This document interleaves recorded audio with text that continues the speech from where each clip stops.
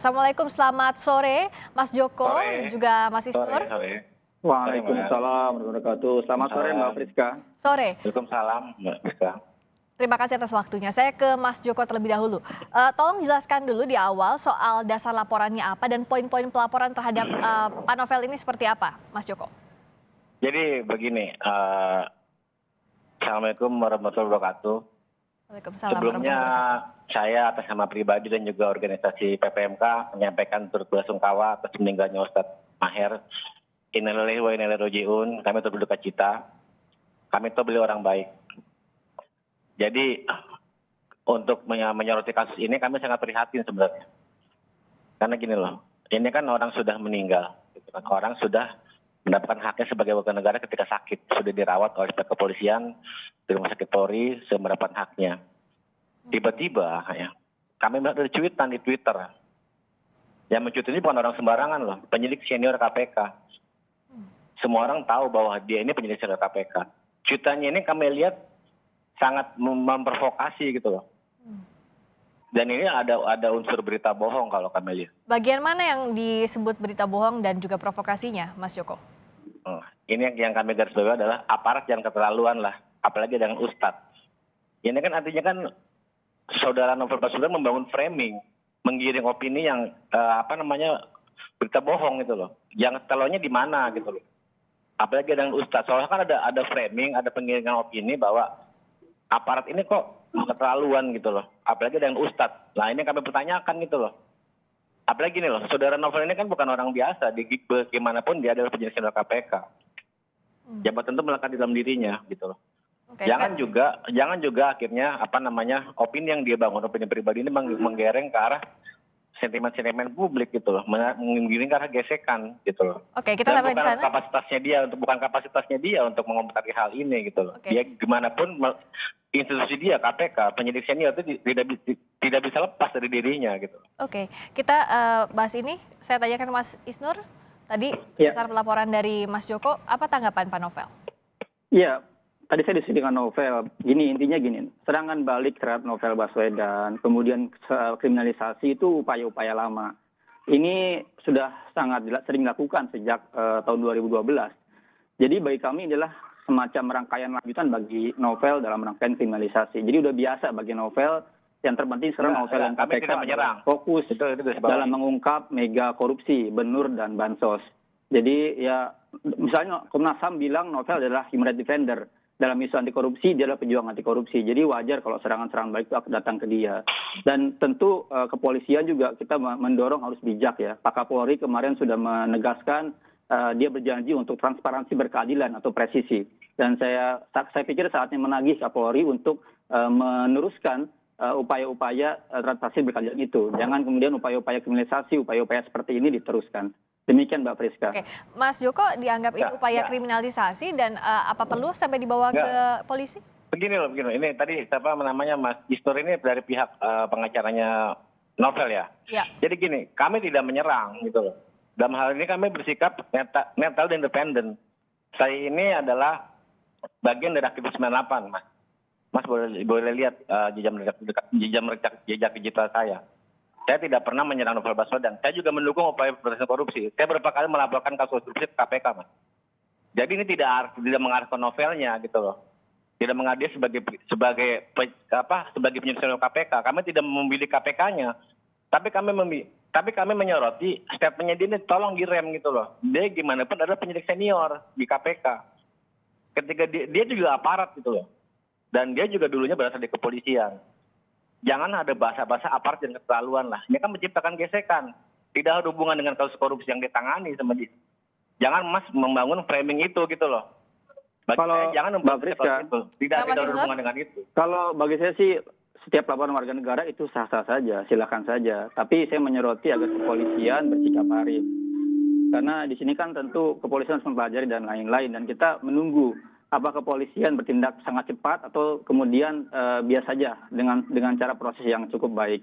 Misalnya kita menunggu kabar misalnya proses laporan terhadap Dewi Tanjung yang dulu menyebarkan hoaks soal serangan terhadap Novel. Sampai sekarang kita nggak dengar kabar kelanjutannya.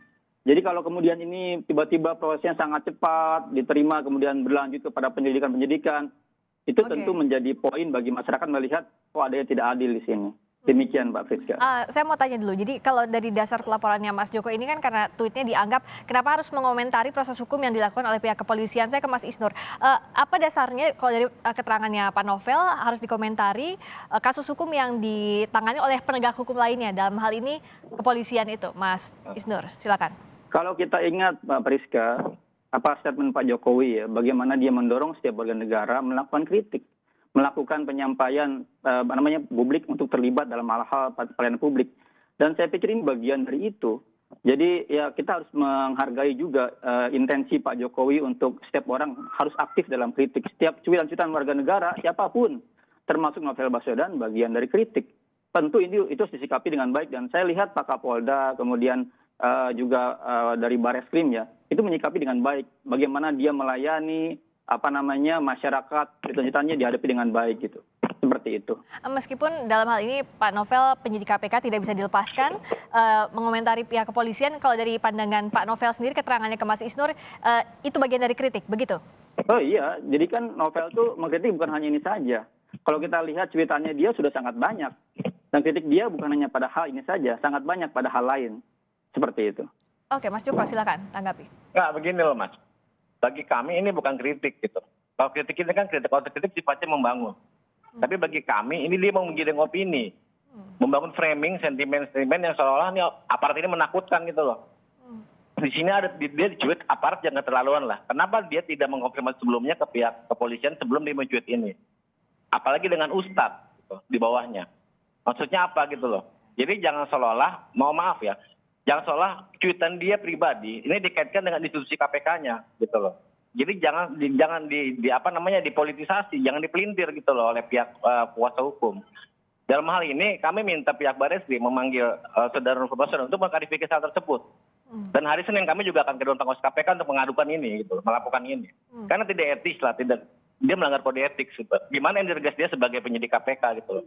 Mas Isnur, Dia juga aparat penegak hukum. Iya. Terus dia menyoroti kinerja aparat hukum lain. Oke. Terus dia kan harusnya punya integritas. Gimana integritas dia sebagai penegak hukum gitu loh. Oke, Mas. Bukan wewenang dia, bukan kapasitas dia. Dia pasti punya tugas di dianggap sana. melampaui gitu. kewenangannya, silakan Mas Isnur. Ya, Mbak Friska, dalam pengalaman Novel sebagai penyidik KPK dan juga KPK sebagai lembaga, sudah sangat biasa digituin sama teman-teman yang lain. Biasa aja, itu kritik-kritik cuitan, komentar itu biasa aja. Justru itu adalah pacuan untuk bisa menjelaskan, mengklarifikasi, membuat kesempatan untuk cerita yang sebenarnya, itu biasa dalam sehari-hari. Dan sebagai negara demokrasi, tentu Novel sebagai pribadi dalam mencuit itu penting juga didengarkan. Dan tentu dia sebagai orang yang selama ini tahu dalaman ya, tahu bagaimana praktik misalnya baik di KPK, di kepolisian, tentu dia punya pengetahuan lebih. Dan tentu itu bagian dari kritik dia terhadap internal maupun lembaga-lembaga penegak hukum yang lainnya. Tidak masalah itu. Dan itu bagian tentu yang harus dijaga juga, dihargai dalam konteks bagaimana negara ini mendengarkan perhatian dari warga negaranya. Mas Joko, mengapa tidak melihat ini sebagai kritik? Begini mas. Ini yang bagi saya nih mas, ini coba membangun analisis yang salah gitu loh. Bukan itu mas. Jadi gini loh, dia kan membangun framing mas, membangun opini. Aparat jangan keterlaluan lah gitu loh. Jadi dia ini kan nggak tahu, ya kan? Artinya kalau bahasa anak mudanya dia so tahu gitu loh. Terus aparat jangan keterlaluan, apalagi dengan ustadz. Ya, emang kenapa dengan ustadz? Tuduhannya membangun framing, mas pun membangun framing. Kalau dengan ustadz, terus ustadz ini memang diapakan oleh aparat gitu. Ya, kalau tuduhannya membangun framing ya, membangun opini, Mas Sun membangun framing saat ini. Dengan menuduh saya Nasir salah, itu bagian dari framing. Tapi saya hargai itu pendapat Mas, silakan saja. Jangan itu bagian framing juga. Di sini saya nggak dia harus mengklarifikasi cuitan tersebut. Biasa aja. Iya. Oke, jadi kalau Jangan dikaitkan dengan kinerja dia di KPK. Gitu. Saya sampai saat ini sebagai aktivis mendukung penegakan korupsi di Indonesia. Mbak Friska, Dan saya juga tidak dikritik. Oke. Saya juga sering mengkritik lembaga-lembaga pemerintah. Oke, kalau Mas Isnur Tapi ini melihatnya bukan mengkritik, apa ini bedanya menjadi- ini ini kritik dan mendiskreditaskan. framing tadi yang dikatakan oleh Mas Joko dari tweetnya Pak Novel? Ya, gini Mbak Friska, saat ini KPK dan timnya sedang memeriksa ya. Dan kemarin Maki juga Bonyamin melaporkan ke Dewas tentang ada dugaan penyidik itu kemudian seperti dihambat untuk mengungkap lebih besar lagi. Karena KPK sekarang katanya mengungkapnya baru sedikit. Jadi saya pikir hal-hal yang itu lebih fokus lagi buat Novel, buat KPK untuk terus ungkapkan lagi, tangkap lagi, biar misalnya ada istilah kemarin Tempo, istilah angkat madam, ya ungkap siapa madam itu misalnya. Jangan kemudian dia teralihkan oleh hal ini. Saya pikir lebih penting membicarakan itu dibanding upaya-upaya seperti ini. Dan novel udah biasa gitu loh. Dari 2012 dia kemudian diungkap tahun 2004 penyerangannya gitu. Kemudian dia diserang, sangat lama upaya pengungkapannya. Dia kemudian diperiksa dengan cara banyak lain menurut ombudsman ya. Itu ada upaya rekayasa kasus. Jadi novel menghadapi seperti ini sudah sangat biasa. Jadi menghadapinya pun dengan tenang, menghadapi dengan percaya bahwa kepolisian akan arif dan bijak. Oke, kalau Pak Novel menganggap ini biasa, Mas Joko kita lanjutkan ini usai jeda ya. Saya juga mau tanyakan soal nanti Senin lapor ke KPK, apalagi yang mau dilaporkan detailnya. Di Kompas Petang sesaat lagi tetap bersama kami.